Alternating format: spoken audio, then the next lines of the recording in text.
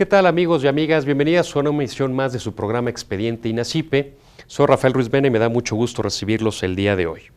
En esta oportunidad tenemos para ustedes un tema que estoy seguro será de su interés y tiene que ver con la reforma penal, lo que denominamos sistema penal acusatorio, la experiencia en particular del Estado de Nuevo León, primer Estado de la República que adoptó este sistema, y lo hemos denominado los juicios orales a juicio. Acompáñanos.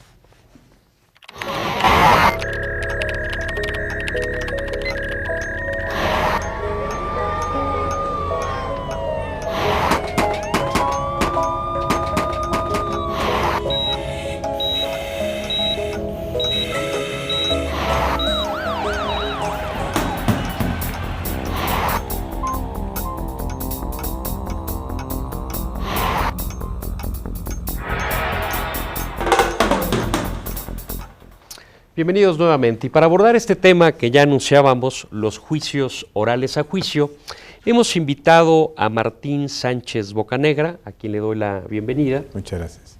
Martín es licenciado en Psicología por la Universidad Autónoma de Nuevo León, es maestro en psicoterapia y ha cursado diversos diplomados en materias como asistencia social, planeación estratégica y procuración de fondos, y es precisamente director general de RENACE, una asociación civil abocada a diferentes temas en torno a la procuración de justicia. Bienvenido, Martín. Muchas gracias por la invitación, Rafael. Antes que todo, Martín, platícanos, ¿qué es RENACE? RENACE es una institución de asistencia privada que se inició sus actividades en el 94, en el cual, bueno, desde entonces estoy trabajando con la institución del 94 a la fecha, y nace con el objetivo de defender a personas inocentes que están injustamente detenidas en la cárcel, algo que era común ver y bueno, que todavía podemos encontrar en nuestro país. Lo injusto deviene de que ustedes analizaban los expedientes, definitivamente, obviamente, y generaban en ustedes una convicción de que era una injusticia. Así es, el hecho es de que entonces nosotros, aquella persona que se presume inocente, que puede ser que haya muchas gentes de esa naturaleza, pero hay una diferencia en la gente que se presume inocente y que hay evidencia de que demuestran eso. Entonces nosotros veíamos el expediente, hacemos investigación de campo y vamos viendo a ver si existen pruebas realmente de la inocencia de esa persona. Si nos genera esa convicción, como tú lo mencionas, llevamos a cabo la defensa como inocente hasta la última instancia de justicia donde pudiéramos defenderlo para demostrar su inocencia. ¿No? Entonces así inicia RENACE. Así comienza. Pero se va ampliando su espectro, ¿no? Hablando porque entonces hay una demanda de gente que son acusados de primera vez de delitos menores, pero que tampoco tienen para pagar una fianza, que no pueden llevar a cabo su defensa y que meritan pues, que se les dé una segunda oportunidad. Nosotros a esas gentes les pagamos fianza, los sacamos en libertad y nace todo un programa de seguimiento en libertad que hoy en día pues ha cambiado, formado por psicólogos, trabajadores sociales y criminólogos que le dan seguimiento a toda esta gente para procurar que esta gente se reintegre a la vida productiva de la sociedad. ¿RENACE es una institución de asistencia privada? Sí, así definitivamente es una ABP, Asociación de Beneficencia Privada, es como pues acá tienen otra figura, pero es más o menos igual, y se forma por un patronato que ellos son los que son responsables de obtener los fondos, y a través de convocatorias de fundaciones y todo esto es que tenemos los fondos para poder brindar la defensa y todos los servicios que brindamos en la institución. Entiendo, Martín, que con base a este apoyo que empiezan a dar a la ciudadanía de aquellas personas que ustedes consideran que injustamente están en prisión, esto empieza a generar un diagnóstico sobre la necesidad de cambios en el sistema de justicia penal. Sí, así es. En el año 2000, 2001, después de estar defendiendo un número importante de casos, nos dimos cuenta y el patronato señaló que pues, esto era recurrente y que pues, realmente aún y que podíamos publicitar un poco el caso que se defendía, no había cambios profundos en la ley. Y entonces se decidió que la alternativa que había que hacer era reformar el sistema de justicia. Ahorita se oye muy lógico y se puede entender perfectamente bien, pero en aquel tiempo pues, decían que estábamos locos. Obviamente reformar un sistema de justicia que había funcionado por mucho tiempo era visto prácticamente imposible, ¿no? Y después de esto generó que fuéramos a investigar y nos dimos cuenta de que Chile estaba en un proceso de reforma de justicia en aquel momento, que estaba implementando el sistema adversarial, Fuimos para Chile, investigamos cómo funcionaba, etcétera, etcétera, y dijimos, bueno, este es el sistema que queremos, ¿no? Y en el 2002 presentamos nuestra primera iniciativa en el Congreso de Nuevo León. Entonces, obviamente ustedes tenían también un grupo, digamos, de investigadores o de académicos que hicieron este viaje a Chile, Así vieron es. cuál era la circunstancia, cómo se hizo la reforma, cómo la estaban llevando a cabo. Así es. Y me imagino que eso se tradujo en algún documento. Definitivamente se trabajó en un documento, después de que se hizo ese viaje, se plasmó pues en esta propuesta de este documento, que obviamente con todas las circunstancias de aquel tiempo, podríamos decir obviamente que ha sido mejorado exponencialmente, ¿no? Pero esa fue la primera propuesta que se propuso, bueno, y en el país. Fue el punto de partida. El punto de partida, pero que no se llegó a discutir porque hubo cambio de gobierno, ¿no? Hubo cambio, justamente terminaba el periodo de Fernando Canales en el Estado, y que estaba Fernando Elizondo cubriéndolo, y comenzaba... Estamos en el año 2002. En el 2002, empieza el 2003 en Natividad González Parás, y él retoma el proyecto, se lo presentamos, lo hace suyo, hace una convocatoria pública, y se genera ahora sí una propuesta de La de convocatoria reforma. pública la hace para escuchar opiniones de Exactamente, los diferentes sectores. de los diferentes sectores, de barrios de abogados, de universidades, de la sociedad civil, y nos invitan pues obviamente a nosotros a estar en la mesa para discutir las propuestas de reforma que querían implementar en Nuevo León. Y entonces nos convertimos en el primer estado del país en el 2004 en contar con el sistema de juicios orales, ¿no? Entonces esto quiere decir, Martín, que ya son 4 años completos que tiene de implementada la reforma en Nuevo León. Sí, así es. Comenzamos con delitos menores, delitos Ajá, que era culposos. lo que nos comentabas. Sí. ¿Nos puedes decir una panorámica general de lo que implicó la reforma, más allá de qué leyes Claro. tuviesen que ver? Ya nos comentabas de los delitos culposos no graves, pero ¿qué implicaba la reforma? Bueno, pues realmente un cambio muy importante de la cultura jurídica.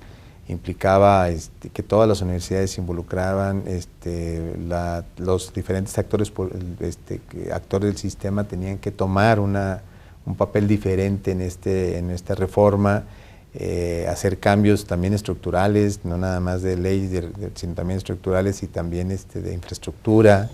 Entonces implicó todo un cambio muy importante, que pensamos nosotros definitivamente que fue positivo que fuera gradual en el sentido porque el reto era mayor. Además, de nivel federal, las circunstancias pues no eran muy favorables, puesto que a nivel federación no había una reforma de esta naturaleza. Que por lo demás fue algo importante, o uno de los aspectos relevantes de esta reforma, ¿no? Sí. De alguna manera, por las razones que sean, que no vamos a discutir ahora porque no es la materia del programa, Ajá. normalmente las reformas de relevancia, de envergadura en el país siempre surgían de la Ciudad de México, ¿no? Así Del es. Distrito Federal, Así es. y las iban adoptando los estados. Así En es. este caso, finalmente, este movimiento de reforma al sistema de justicia surge en Nuevo León, Así es. y ahí se empieza a permear a otros estados antes que a la federación, ¿no? Definitivamente, qué bueno que dices, esa es una muy buena experiencia, ahora que se cambia ese paradigma y empieza de los estados hacia la federación y hacia otros estados. Y claro que entonces eso es el gran aporte del gobierno del estado de Nuevo León, el haber tomado el toro por los cuernos y tomar el gran reto y dar el paso hacia adelante e implementar un sistema que ahorita, a nivel federal, con esta reforma que hubo, pues tenemos ya un avance descomunal y sabemos que tarde que temprano vamos a tener nuestro nuevo sistema de justicia, ¿no? Ahora, has mencionado que uno de las estrategias fue la gradualidad. Así es. La gradualidad acá en Nuevo León tiene que ver con el tipo de delitos, ¿no? Así Ya es. hablabas tú que se empezó por los delitos Culposos no graves, que así para es. el público que nos escucha y que no son abogados, son aquellos delitos que no son intencionales, ¿no? Así es. Los delitos culposos son los no intencionales, Así es. y los no graves, bueno, son así calificados por la ley por considerar que no son cometidos de una manera Que particularmente... no hay alcohol de por medio, si hay un accidente de tráfico o no hay algún muerto. Sería el ejemplo más claro, ¿no? Es decir, por ejemplo, tránsito de vehículos, ¿no? Así es. Es decir, finalmente se comete un delito porque hay daño en propiedad ajena, puede haber lesionados, eventualmente hasta una persona muerta, pero no hubo la intención de cometer el delito, y definitivamente. eventualmente puede no ser grave. Entonces, con ese tipo de delitos empezaron ustedes en Nuevo Sí, León. por lo sencillo de los casos, y se fue ampliando. El asunto acá es que Lo que señala el estudio, como tú ves en esta evaluación que hacemos de la reforma, es que la gradualidad se planteó o se planeó que empezaban los delitos menores, pero que también se iba a ir ampliando la gradualidad en el procedimiento. Empezamos la reforma solamente modificando lo que es un juez de preparación y un juez de juicio oral. Entonces el juez de preparación tenía ciertas funciones de que implicaba justamente preparar el caso si era posible que se llevara a juicio oral, y en sí el encargado del juicio oral pues sería el juez de juicio oral, ¿no? Pero todos los demás procedimientos... ¿Y todo esto entró al mismo tiempo en todo el territorio? En todo el territorio con esos delitos. Muy bien. Bueno, ahorita tenemos que hacer un corte, es muy breve, regresamos.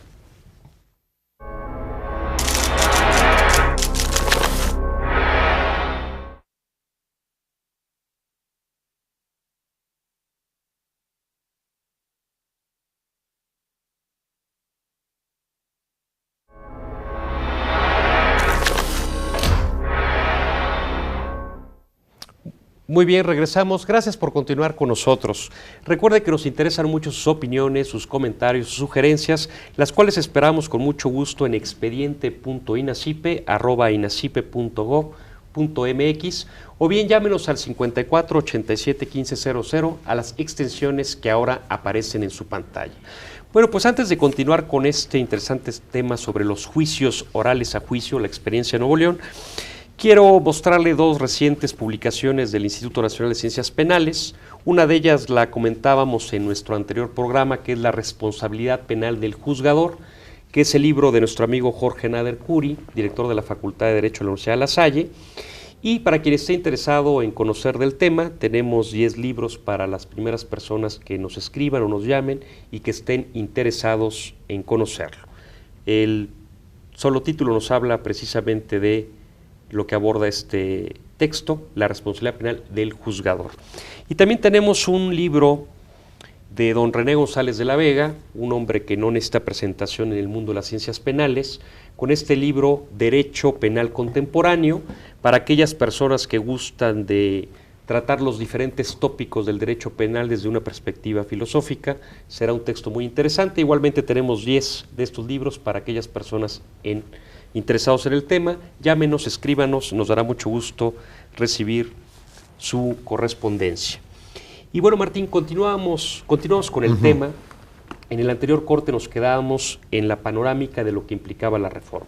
Decías que era gradual en el sentido de que se iba a iniciar por los delitos culposos no graves, es decir, aquellos delitos no intencionales, para en el tiempo ir avanzando hasta abarcar todo el espectro de los tipos penales, hasta los delitos más graves, como puede ser secuestro, puede ser violación, doloso, violación. Sí. Otra característica es que entra al mismo tiempo en todo el territorio de Nuevo León. ¿Qué otras características torales tenía esta reforma?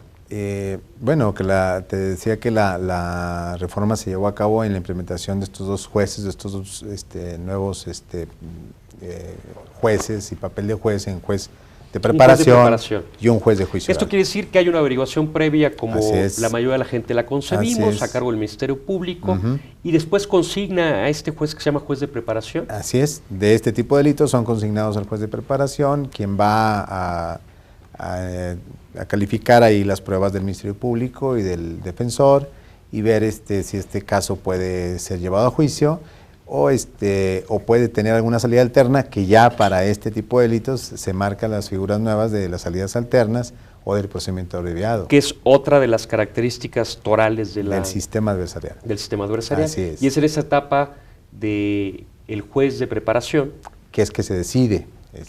Eventualmente tomar ahí la salida alternativa para acabar con el proceso. Una salida alternativa es que mediación, conciliación. Sí, mediación y conciliación en ese sistema lo lleva a cabo primordialmente también la Procuraduría. También el juez, y el juez generalmente lo que hace acá es manejar lo que es la salida alterna, la suspensión de procedimiento a prueba, ¿sí? O un procedimiento abreviado.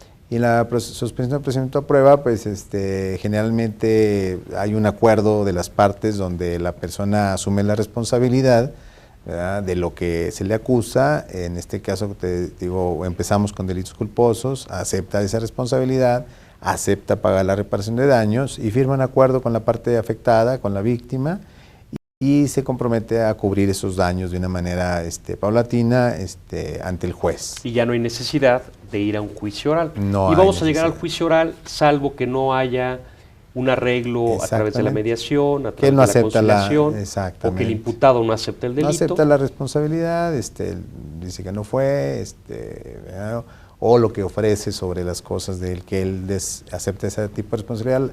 La parte acusada no está de acuerdo, y entonces quiere ir a juicio y se van a juicio. Y el juez de preparación aquí lo que verifica es que todo se esté desarrollando o se haya desarrollado hasta ese momento conforme a lo que establece la ley. Es decir, que las pruebas aportadas por el Ministerio Público sean pruebas obtenidas legalmente, que se le haya dado derecho al imputado de presentar aquellas pruebas que considere sirven para refutar el dicho del Ministerio Público. Así es. Y una vez que esté listo todo esto, entonces nos vamos al juez del oral. Así es. Y que entonces esto implicó que hubiera salas de juicio oral en todo el estado, procurando obviamente la mayor cantidad de salas de juicio orales son en la capital, en el área metropolitana, pero también hay salas de juicio oral en los diferentes municipios un poco alejados del área metropolitana, como es la zona citrícola y el norte del estado, ¿no?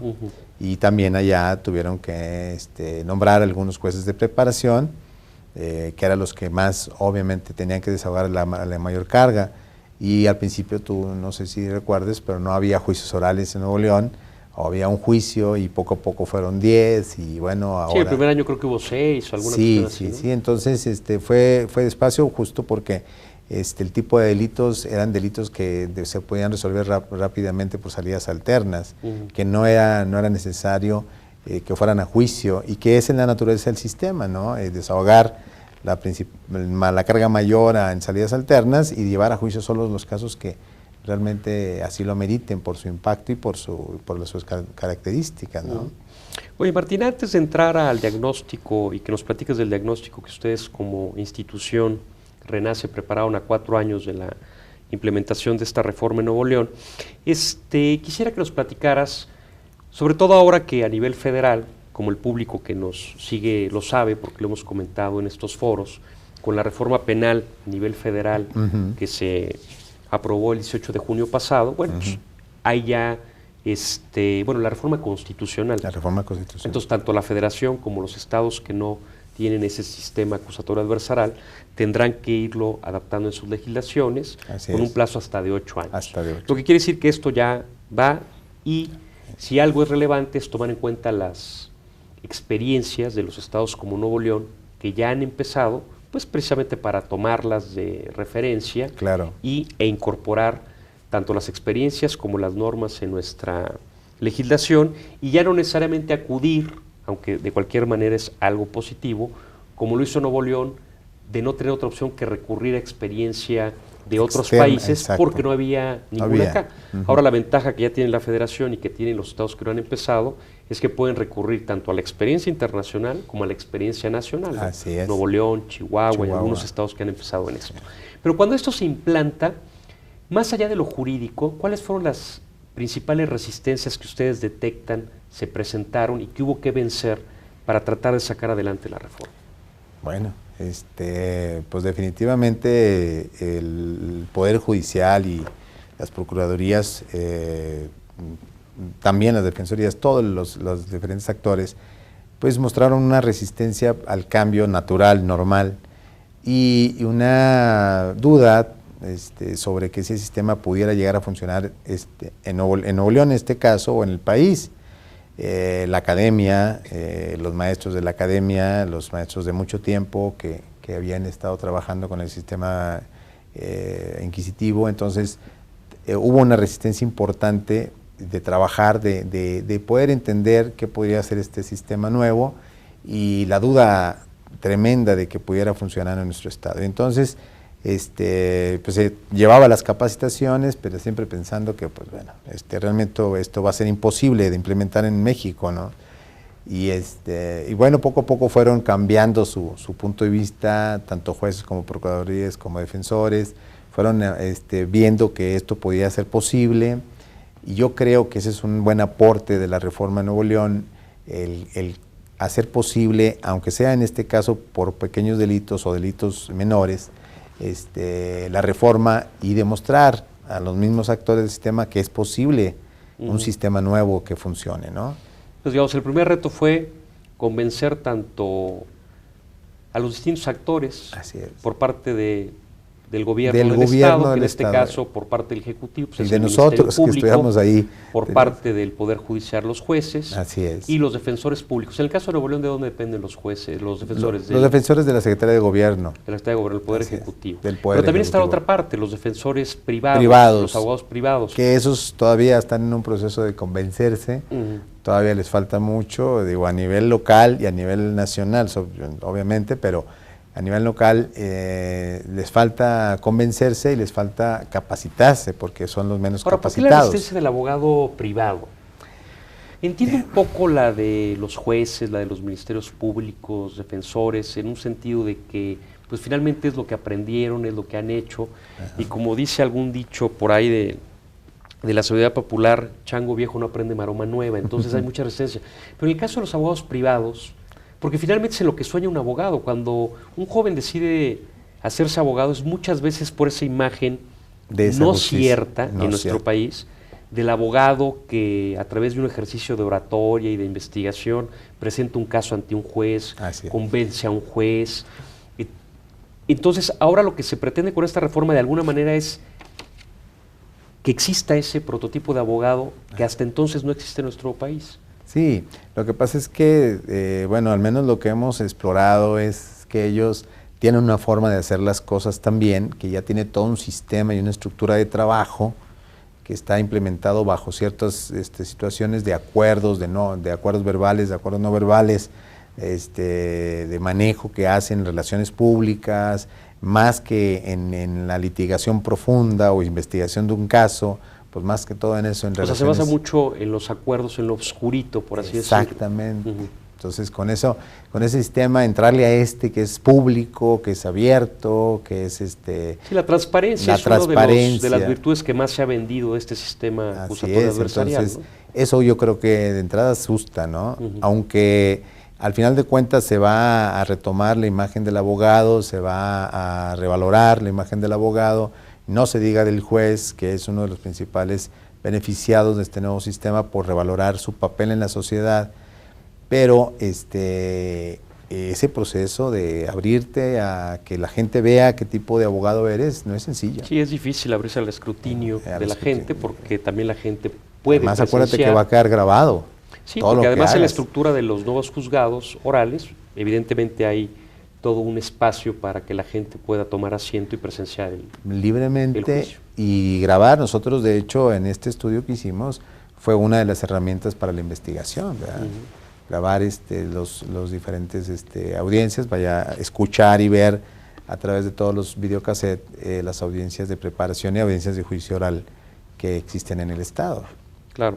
Oye, Martín, precisamente da origen a la invitación que amablemente aceptaste. Gracias. El hecho de que Renace realiza un estudio, un diagnóstico de lo que ha sido la implementación de la reforma en esos 4 años en Nuevo León, y bueno, prende algunos focos, llama la atención sobre algunos temas que a juicio de ustedes hay que corregir. Así es. Para que finalmente la reforma no vaya a ser una reforma inacabada o que en los hechos se vaya a truncar. Esto lo publican ustedes en su página, si la gente lo quiere consultar es renace.org.mx. Muy fácil, www.renace.org de organización.mx. Ahí puede usted, si lo desea, checar el diagnóstico que hace Renace, del que ahora vamos a hablar. Y también creo que algo mencionó el periódico Reforma de este diagnóstico. Sí. Ahora, el diagnóstico, según han interpretado algunas personas, es un diagnóstico negativo en el sentido de que se concluye de que la reforma no ha sido lo que se ha esperado. Así es. Para mí en lo particular, Martín, reviste importancia para nuestros televidentes, precisamente por próximo paso que están por dar muchos estados y la federación misma, en el sentido de ir generando la legislación pertinente y los cambios estructurales al interior de las instituciones para hacer frente a esta reforma. Por eso creo que es importante que ustedes nos digan lo que ustedes creen con base a este diagnóstico que no ha funcionado. ¿Nos puedes dar, en términos generales, la panorámica del diagnóstico, de la conclusión, para después abordar tal vez algunos temas? Claro, hemos dicho que el principal problema es la gradualidad. La gradualidad que se había planteado no fue respetada como se había dicho, y esto ha generado un problema porque se ha ido incorporando delitos, pero no se llevó a la gradualidad de modificar todas las instancias del procedimiento penal. Entonces, por ejemplo, ¿ahorita ya están todos los delitos? No. Bueno, hasta el estudio eran 58% de los delitos, aunque solamente 3 eran de alta incidencia, el 58%. Y acaban de aprobar otros tantos que llegarán a ser, yo creo que tal vez un 15% más de los delitos que están vigentes. Pero faltan los delitos de mayor incidencia y de mayor impacto, que obviamente pensamos siempre que se deben dejar al final. El problema no era la incorporación del delito, lo que decimos, primera conclusión es que es importante que cuando se haga la graduación, si piensa en gradualidad, sea otro tipo de gradualidad, pero que el sistema en sí sea reformado desde lo que es la averiguación previa, en este caso, como se ha hecho en otros estados, que es la investigación, desaparece la averiguación previa, en este caso como se conocía, sino ahora es una carpeta de investigación que se lleva a juicio, que empiece desde allí, que existe el juez de garantías, que no existe en Nuevo León, que tendrá que implementarse, el juez de juicio oral, el juez de ejecución y la segunda instancia. Ahora, digamos, entonces el punto del diagnóstico en este caso no es tanto que se haya tardado o no en incorporar los delitos, sino que las estructuras de las instituciones no se han adaptado lo suficiente para llevar a cabo todo este nuevo proceso en todos los tipos de delitos. Así es, esa es la primera conclusión, y esto ha generado un sistema híbrido que decimos nosotros, porque de repente tú ves los jueces de preparación, son jueces de preparación, pero en la mañana son jueces del sistema anterior,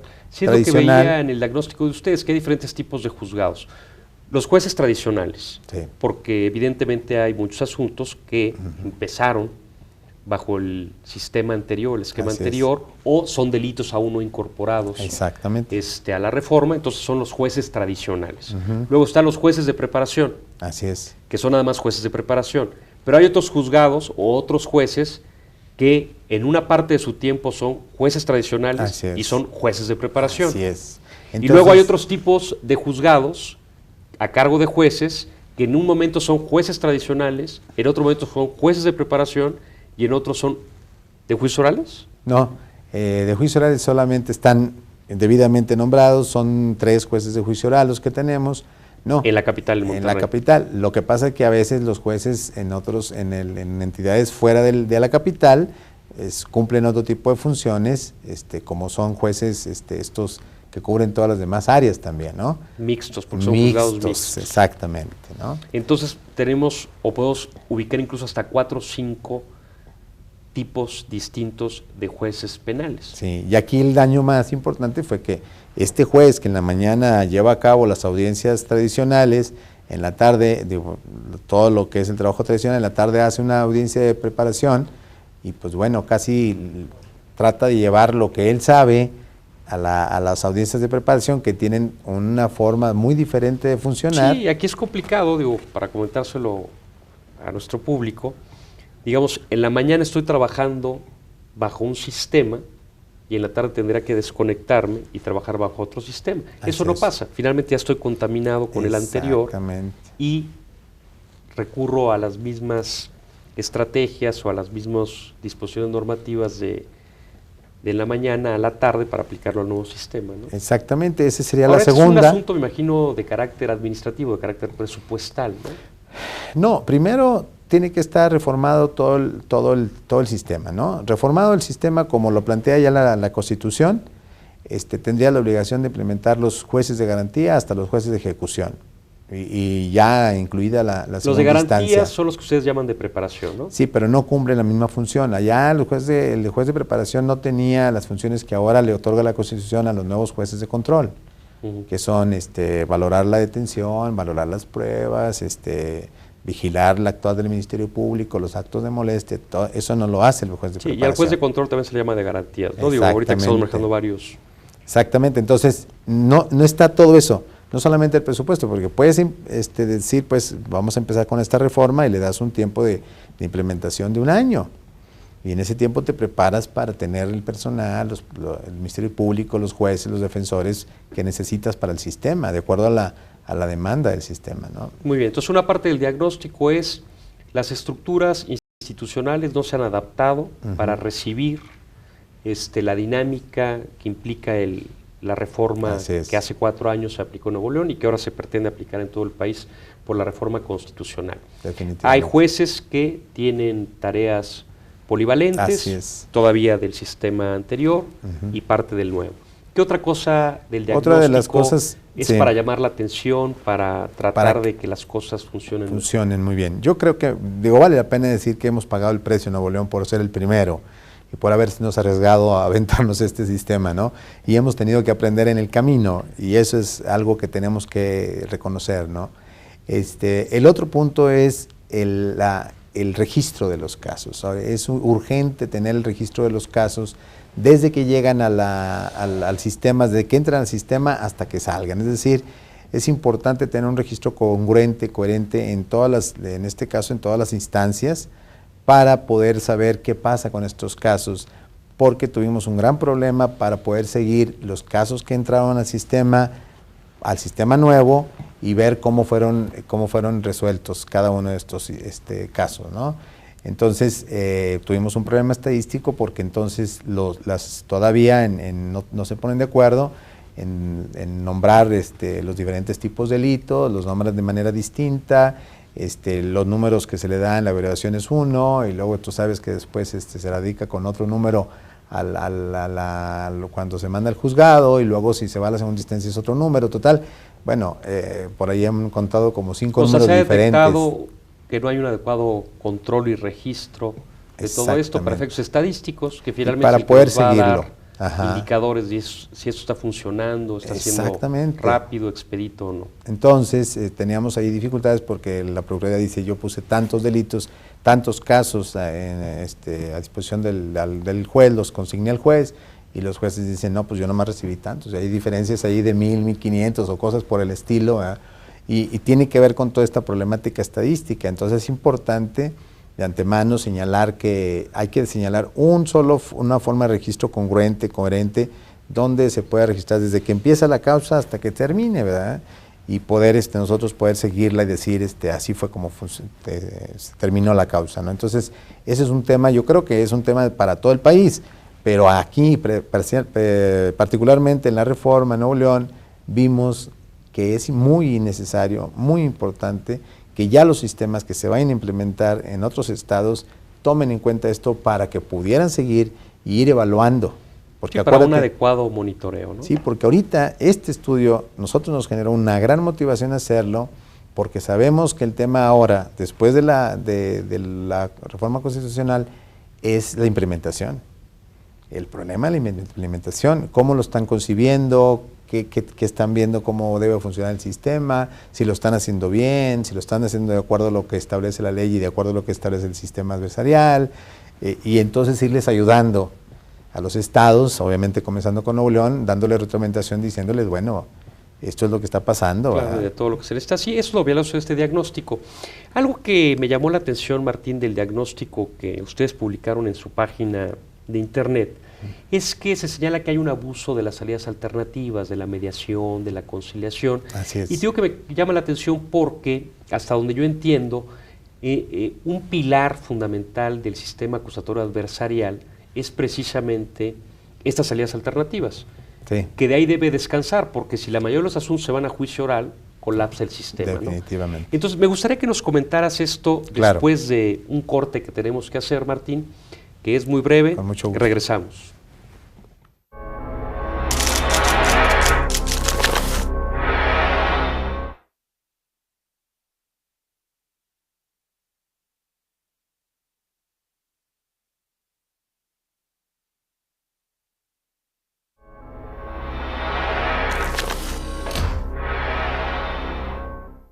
Muy bien, regresamos. Muy bien, regresamos. Gracias por continuar con nosotros. Recuerden que nos interesan mucho sus opiniones, sus comentarios, sus sugerencias, las cuales esperamos en expediente.inacipe@inacipe.go.mx o bien llámenos al 54 87 1500 a las extensiones que ahora aparecen en su pantalla. Volviendo a nuestra conversación, Martín, los juicios orales a juicio, terminábamos la sección pasada haciéndote yo la pregunta de que me llamó la atención en el diagnóstico, de que decían que había habido un abuso de las salidas alternativas, como un mecanismo para terminar con los conflictos antes de llegar a juicio. Sí. ¿Por qué esta visión? ¿O por qué el diagnóstico concluye que hay un abuso? Bueno, como podemos ver en el estudio, decimos pues que un porcentaje muy alto, más del 90% de la incidencia, o en este caso de la denuncia, se resuelve por estas vías. Es decir, de 100 asuntos que le llega al Ministerio Público, 90 se resuelven por estas vías. Exactamente. Ahora, la pregunta que te quiero hacer, Martín, que también la esbozamos un poquito al terminar el segmento anterior. Países que manejan sistemas como el que nosotros pretendemos adoptar, o que ya adoptó Nuevo León y que todo el país queremos adoptar, señalan que para mantener un equilibrio solo deben de llegar como máximo de cada 100 asuntos 10 a juicio oral, porque si no el sistema se colapsaría. Por lo que los otros 90 de alguna manera se deben de resolver a través de otros mecanismos. Mediación, conciliación, procedimiento abreviado, suspensión del proceso, una serie de figuras. Claro. Aquí la pregunta es, si 90 de cada 100 en Nuevo León se resuelven a través de otros mecanismos, ¿por qué consideramos que hay un abuso si estamos, digamos, en esta media que se maneja a nivel internacional? Por ejemplo, en Francia llega el 7%, en Chile anda llegando al 9%. Mira, primero, estos que se pasan, este número de delitos que se pasan, que no recuerdo que por ahí son como un porcentaje muy bajo, vienen alguna de las tablas, pero lo que sí estoy seguro es que los que se pasan, acuérdate que se pasan al juez de preparación, y de esos casos que se pasan al juez de preparación, ¿sí? Se resuelve, el gran porcentaje se resuelve ahí en la etapa de preparación por las salidas alternas que tiene posibilidades del juez de ejercer. Y luego solo el 1.2 de delitos que están en vigencia en Nuevo León se pasan al juez de juicio oral, ¿verdad? Y son procesados ya en juicio oral. ¿Me explico? Entonces, vamos, se va reduciendo un 2%, llega a juicio de esos que consignaron al Poder Judicial. Entonces se va haciendo muy pequeña la cantidad, pero no es... Precisamente cuando luego se llega a comentar o hacer el comentario, yo no en el sentido de que, oye, es que ¿para qué juicio oral? No hay, ¿para qué toda esta reforma? Entonces lo que llegan a contestar servidores públicos es, mira, tan ha funcionado y tan es bueno el sistema que todo se agota precisamente en las etapas preliminares y no es necesario llegar a juicio. Sí, tienes razón. Sí, tienen razón y no tienen razón. Tienen razón porque eso es lo que busca el sistema. Pero no tienen razón, bueno, ahorita no llegan tantos porque acuérdate que tenemos delitos de bajo impacto. Claro, no llegan todos. Ahorita en términos generales dices que del 100% del universo de delitos, solamente más o menos el 60%, ya están contemplados para el nuevo sistema. Y solamente 3 de bajo incidencia. Lo que pasa es que también este tipo de casos se resuelven ahí porque no hay necesidad de llevarlos a juicio, porque son delitos que no tienen mucha que discutir o mucho que pelear, ya no hay sistema para adversarial, no hay tema, ¿no? Se ponen de acuerdo y se acaba el problema, ¿no? Por ejemplo, un choque. Un choque, pues, oye, son 40, no, fíjate que son 35, bueno, está bien 35 y se acabó el asunto y vámonos, ¿verdad? Entonces, por eso no hay tampoco delitos. Pero realmente lo que centramos la observación aquí es que estos que está resolviendo la Procuraduría, como son mediación y conciliación y otro tipo de salidas que ellos tienen, lo están haciendo, está bien que lo hagan, pero... Ahora, hay salidas, por lo que me dices, Martín, que suceden con el Ministerio Público, con la Procuraduría, y hay salidas que suceden ante el juez que ustedes denominan de preparación. Así es, que después lo va a hacer el juez de control, cuando ya esté todo el sistema, ¿no? Y entonces estas salidas que hace el Ministerio Público es una cantidad enorme de gente que sale acá, pero que no tiene la vigilancia del juez de control, como lo establece el sistema adversarial. Como no está el sistema adversarial completo en Nuevo León, no tenemos juez de control, entonces no hay quien vigile lo que está haciendo el Ministerio Público, y entonces ahí hay se le está otorgando un poder al Ministerio Público muy importante, muy alto, que se convierte como si fuera un juez. Sí, un poder discrecional que mencioné en su diagnóstico. Así es. A ver, para decirlo en otras palabras, y para ver si lo entendí bien, Martín, eso quiere decir, el Ministerio Público invita a las partes, por ejemplo, en un choque, tránsito de vehículos, sí, es un daño en propiedad ajena en términos de una conducta penal, y finalmente logra que las partes acepten llegar a un convenio en el cual uno le pagará al otro y se acabó. Así es. Lo que nos dices es que este acuerdo que está propiciando el Ministerio Público debería estar sancionado por el juez de control. Así es. Debería estar vigilado y sancionado por el juez de control. Esto quiere decir cosa que ahora no sucede en Nuevo León. No sucede, ni está tampoco por el juez de preparación. No, pero así va a ser. O sea, cuando el sistema esté completo, entonces estamos pensando que efectivamente se va a resolver con las etapas previas del juicio un porcentaje del 90%. Y solamente del 10 al 6%, del 6 al 10% se va a pasar a juicio. Eso es lo que esperamos en el sistema. Pero todo lo que esté resolviendo el Ministerio Público estará legalmente sancionado por el juez. Para que entonces... Digo, suena bien, me parece bien. Pero si ahorita no es así, ¿cuál es el problema de que no sea así? O sea, creo que se debe avanzar a que lo sancione el juez de control. Ajá. Pero, por ejemplo, el Ministerio Público que termina con un asunto en el cual ya las partes se vinieron y aceptó 35,000 pesos y que le pagaran la atención médica, pues qué bueno, ¿no? Sí. Sí. Digo, es un asunto menos. Lo que pasa es que justamente lo que vemos aquí es que muchos de esos casos pudieran tener necesidad de ir ante el juez para que se les imparta justicia, y están siendo resueltos ahí para quitarse el problema al Ministerio Público, para no tener que ir a juicio, por no querer ir a juicio oral, buscan la manera y presionan, en este caso a la víctima, para que acepte algún arreglo. No, se va a ir allá a juicio y todo el mundo lo va a ver. Claro, eso es detectado que hace el Ministerio Público. Exactamente. Sí, porque yo te pongo un caso fácil, pero por ejemplo hay otro tipo de casos que... De violencia familiar, que son muchísimos de violencia familiar. Y entonces imagínese que usted va a estar ahí y pues todo el mundo la puede ver en el juicio. O sea, es un poco el caso que el Ministerio Público sabe que arréglese porque si no se va a pelear y le va a salir peor y va a gastar y se va a exhibir. Entonces, y mucha gente quiere resolver el problema. Entonces no es tanto aquí los problemas sabemos que así se van a resolver. Nada más que tendrán que estar sancionados con esta legalidad para vigilar los derechos de la justicia, que realmente se esté impartiendo la justicia, ¿verdad? Y que no sea una parte de manera unilateral que esté tomando esas decisiones sin la debida vigilancia y el equilibrio. Ahora, ¿verdad? ¿es el Ministerio Público ante el que levantamos la denuncia el que propicia este acercamiento? Porque yo recuerdo una visita a Monterrey, Martín, unas instalaciones muy bien pensadas, muy bien diseñadas, precisamente en el mismo edificio donde están las salas de juicios orales. Sí. En la planta baja hay una instancia de mediación. Así es. ¿Es de la Procuraduría? No, ese es del Poder Judicial. ¿De los jueces de preparación? Esos son de todos los jueces pueden hacer uso de eso, inclusive también pueden mandarlos, como es el centro de mediación del Poder Judicial, lo puede mandar la Procuraduría, ¿verdad? Y mandarlos para allá. Pero no es ahí donde se media con el Ministerio Público. No, el Ministerio Público puede mediar en su instancia, ¿no? Sí. En su oficina, digo. En su oficina, sí, en la agencia. En la agencia, pues sí, exactamente, en la agencia. Y ese centro de mediación es para los jueces. Ese es para los jueces, también puede ser utilizado por cualquier persona que esté en una circunstancia como esta, que esté resolviendo su problema ante el Ministerio Público. También puede ser utilizada, pero aún puede ser utilizada y tiene que, según entiendo, tiene que regresar el caso al Ministerio Público para que el Ministerio Público le dé validez. Entonces, todavía esa parte está pendiente de madurarse.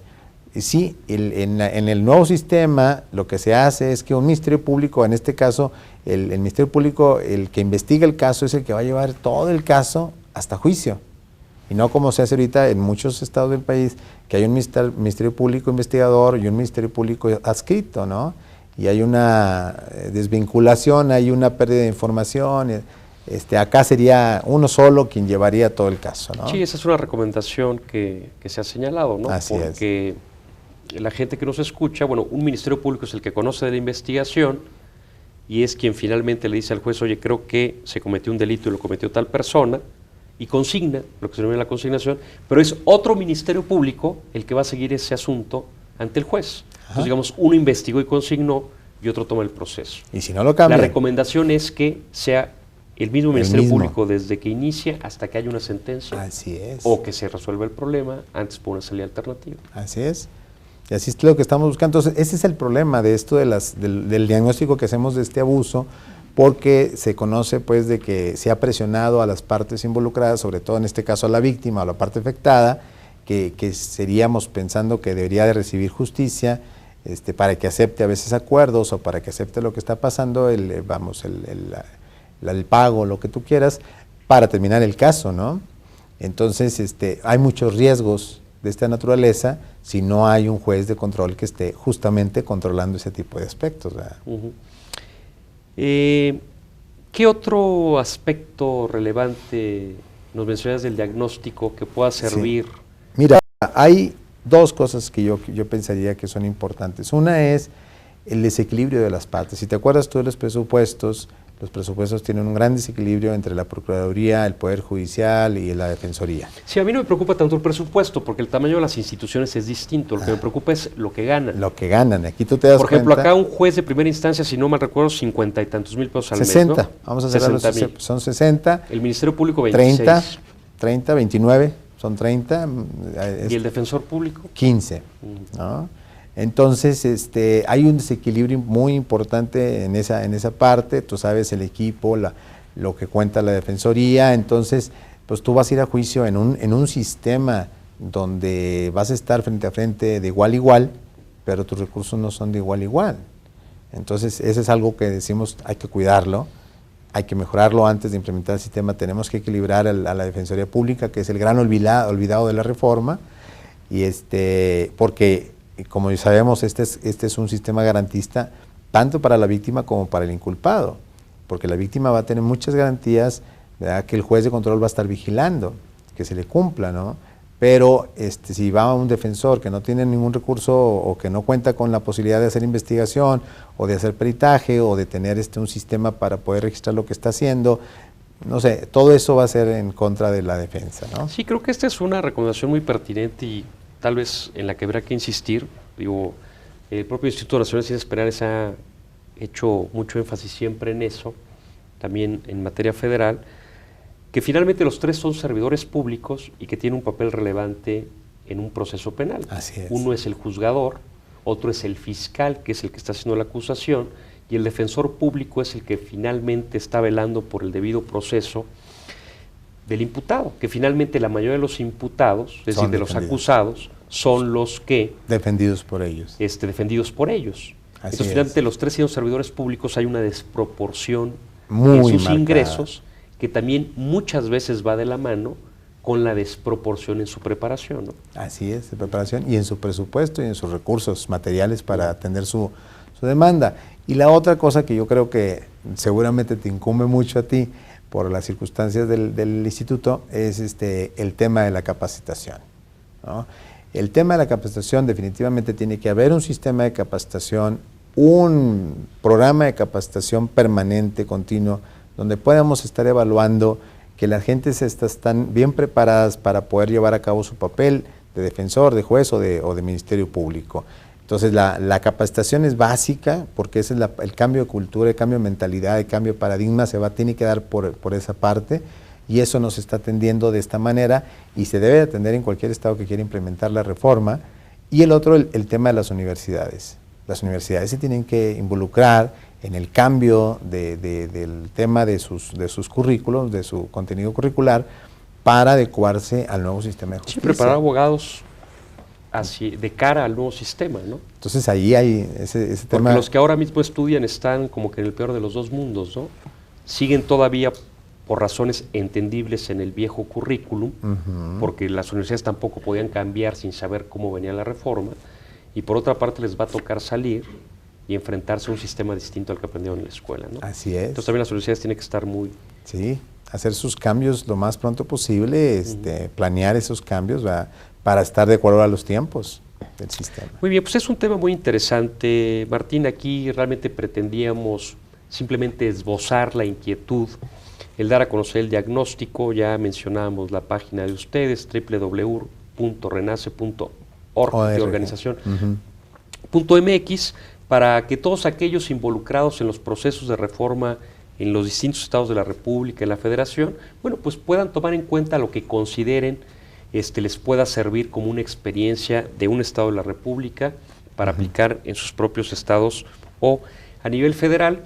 Y también ya estando en esto, porque también participan ustedes, Martín, creo que básicamente a través de Ernesto Canales, en un simposio binacional que hace precisamente el INACIPE con el British Consul, la Embajada Británica, precisamente para analizar la reforma, los retos, las perspectivas de la reforma constitucional en materia penal, ahora que inicia este año, que se llevará a cabo 9, 10 y 11 de febrero.